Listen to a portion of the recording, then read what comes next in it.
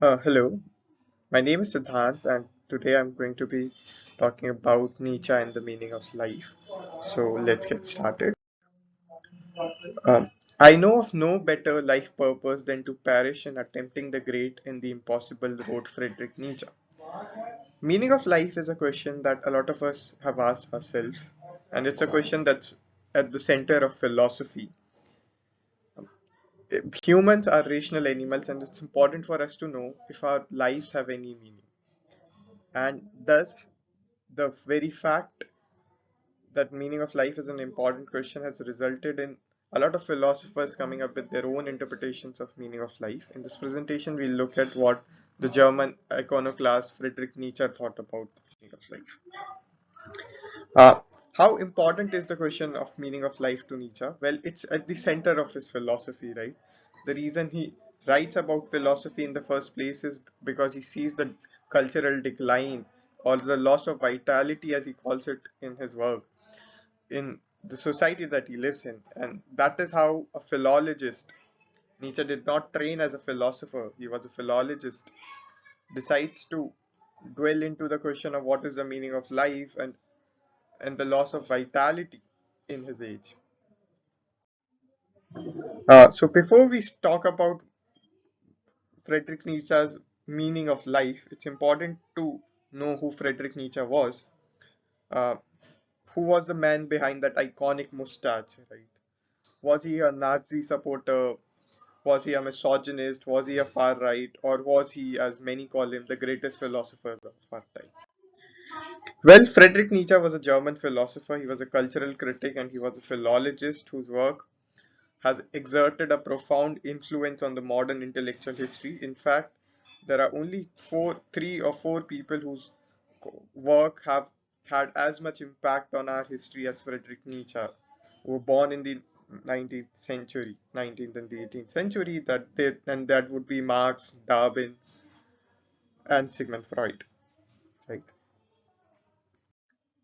Nietzsche and meaning of life. So, a lot of people think Nietzsche is a nihilist, and that's how teenagers are attracted to Friedrich Nietzsche. But that's absolutely not the case. Nietzsche was not a nihilist. In fact, his whole philosophy was against nihilism. Uh, and that's something that's very important to know, because when you read Nietzsche and you only read his quotes out of which are taken out of context, you will think he was a nihilist who's talking about the death of God and stuff like that. But that's certainly not who Friedrich Nietzsche was. God is dead, God remains dead, and we have killed him. This is an iconic Nietzsche line, right? If even people who've never heard of Friedrich Nietzsche have heard of this line.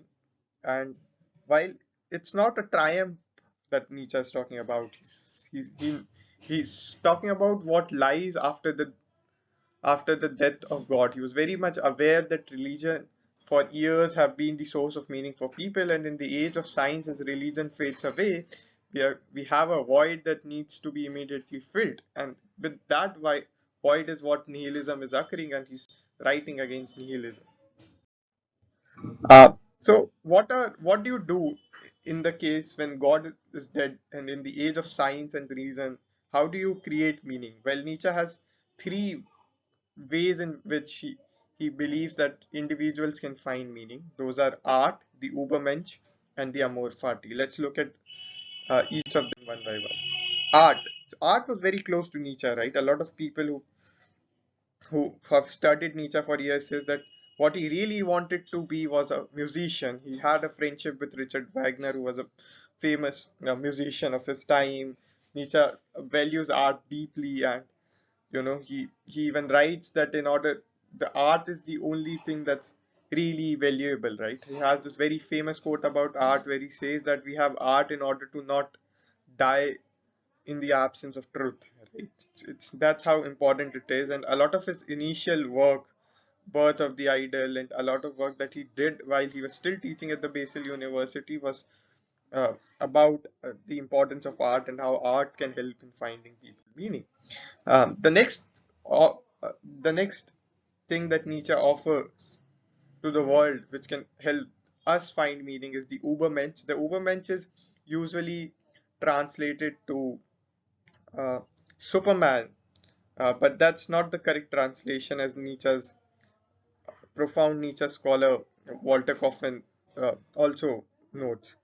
The correct translation of Ubermensch is the Oberman. He also talks about it before Das Volk Zarathustra, and he calls it the Oberman. Nietzsche says, I teach you the Overman. Man is something that shall be overcome. What have you done to overcome? Let's look at what the Ubermensch is. Is an Ubermensch is someone who creates their own meaning and values without reference to outside influence. Such an individual is able to overcome the problem of meaning because they derive their values not from some other system but from themselves. They are their own masters, right? It's it's at the heart of Ubermensch is self-overcoming. The other thing that Nietzsche offers is amor fati. It's the love of faith.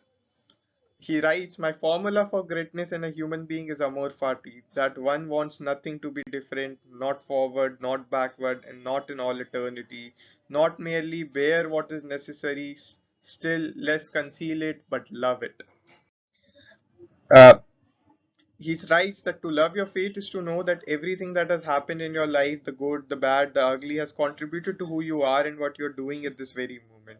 To embrace any part of life, says Nietzsche, the necessities that you embrace all of it. Trying to create yourself will lead to some failure, but embracing those failures alongside your success can help re-spark a love of life and can help you see the meaning in even the worst moments. It's important to note that Nietzsche did not live a very happy life. He died at an early age. He went insane even earlier than he died. He had little success in life when it comes to love. His books did not sell well, but and his philosophy is about finding meaning of life. It's not about finding happiness. Nietzsche, in fact, writes he does not care about happiness. He strives for his work, not happiness. And does if you follow Nietzsche's path, there's going to be a lot of pain, but pain and pleasure are intertwined, right? To have as much as one want of pleasure, one needs to have as much as one can of pain, and that's at the heart of Nietzsche's philosophy. He says the great pain is the ultimate liberator of the spirit. I doubt that such pain makes us better, but I know that it makes us more profound. I hope you guys found some value in this presentation. Thank you for listening.